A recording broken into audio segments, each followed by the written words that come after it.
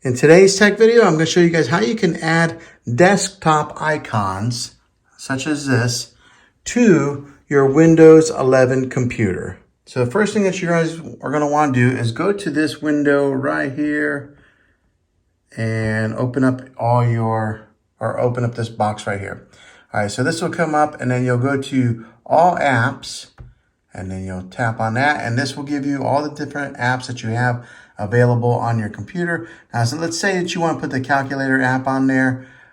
What you would do is now take and click on it and then hold it and then just drag it over to your desktop and then drop it. As you can see, now it's on the desktop, and I'll just realign it so that way it's in order. And that's how you add the calculator app on there. So you would just find the particular app that you want to do, click on it, drag it over to your desktop, and then drop it, and then it'll be on your desktop until you delete it. So say you do want to get rid of it, you can take and drag it over to a trash can like so and delete it that way. But that's the easy way to pin an app on your desktop.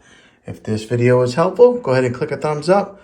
Go ahead and subscribe to my channel. I make tech videos all the time, and I'd love to have you back in the next one. Take care.